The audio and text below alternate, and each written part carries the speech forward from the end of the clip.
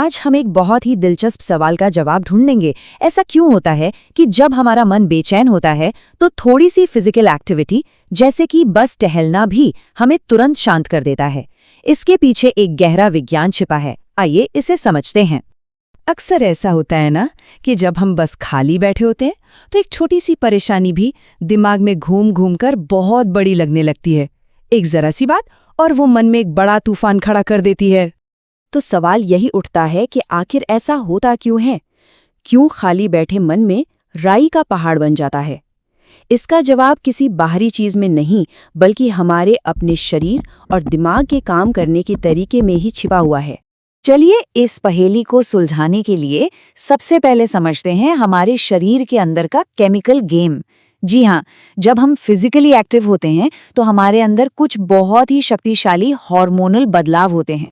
तो होता क्या है, जैसे ही हम कोई शारीरिक मेहनत करते हैं, हमारा दिमाग एंडोर्फिन्स नाम का केमिकल छोड़ता है। इन्हें फील गुड हार्मोन भी कहते हैं, क्योंकि ये नेचुरली दर्द और तनाव को कम करते हैं। और इतना ही नहीं, इसके साथ साथ हमारे शरीर में जो मेन स्ट्रेस हार्मोन है यानी कॉर्टिसोल, उसका लेवल भी नीचे आ जाता है। तो ये तो एक तरह से डबल जीत हुई है ना।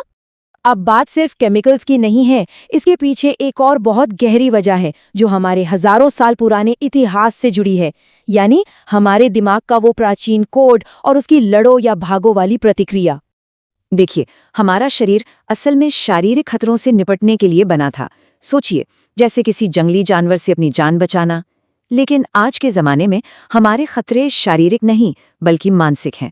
ऑफिस का प्रेशर, पढ़ाई की टेंशन, पर हमारा शरीर आज भी इन मानसिक खतरों को वैसे ही देखता है जैसे किसी शारीरिक खतरे को, और लड़ो या भागो के लिए ढेर सारी एनर्जी पैदा कर देता है।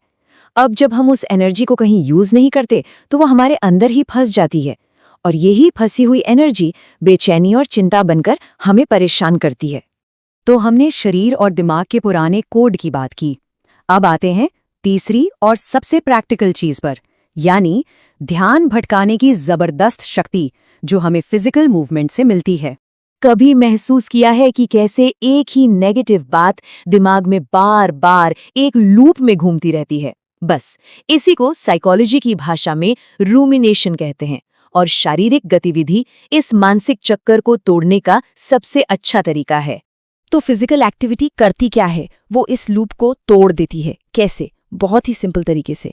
जब हम चलते हैं, दौड़ते हैं या कोई भी काम करते हैं तो हमारा दिमाग उन नेगेटिव विचारों से हटकर हमारी मांसपेशियों और हमारी सांसों पर फोकस करने के लिए मजबूर हो जाता है। ये एक जबरदस्त डिस्ट्रैक्शन का काम करता है और हमें अतीत की चिंताओं और भविष्य के डर से निकालकर वर्तमान में ले आता है।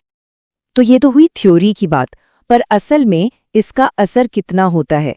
चलिए अब कुछ नंबर्स देखते हैं जो हमें बताएंगे कि ये कितना पावरफुल है। सबसे पहली बात, असर कितनी तेजी से होता है? जवाब है लगभग तुरंत। कोई भी फिजिकल एक्टिविटी शुरू करने के कुछ ही मिनटों के अंदर स्ट्रेस लेवल में 20 से 30% तक की कमी महसूस की जा सकती है। कमाल है ना? और ये तो सिर्फ तुरंत मिलने वाली राहत की बात हुई।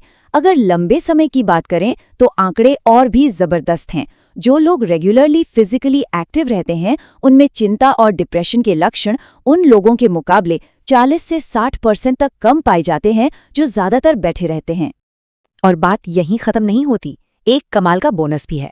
फिजिकल मेहनत सिर्फ स्ट्रेस ही कम नहीं करती, इसके बाद हमारे दिमाग में खून का दौरा बेहतर होता है, जिससे हमारा फोकस और सोचने समझने की शक्ति भी 15 से 20% तक बढ़ जाती है।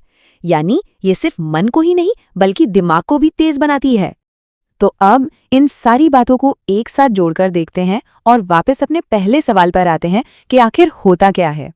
तो पूरी कहानी का सार क्या है? बहुत सिंपल है। हमारे मन में जो चिंता से पैदा हुई फालतू की एनर्जी होती है, शारीरिक काम उसे एक दिशा दे देता है, एक मकसद दे देता है। जब उस एनर्जी को एक रास्ता मिल जाता है तो वो छोटी छोटी चिंताओं को बड़ा नहीं बना पाती, और नतीजा मन अपने आप शांत हो जाता है। तो अब ये सवाल हम सबके लिए है। अगली बार जब दिमाग में बेचैनी की अतिरिक्त ऊर्जा महसूस हो तो उसका क्या करना है? क्या उसे दिमाग में ही घूमकर खुद को और परेशान करने देना है, या फिर उसे एक सही दिशा देकर मन को शांत करना है?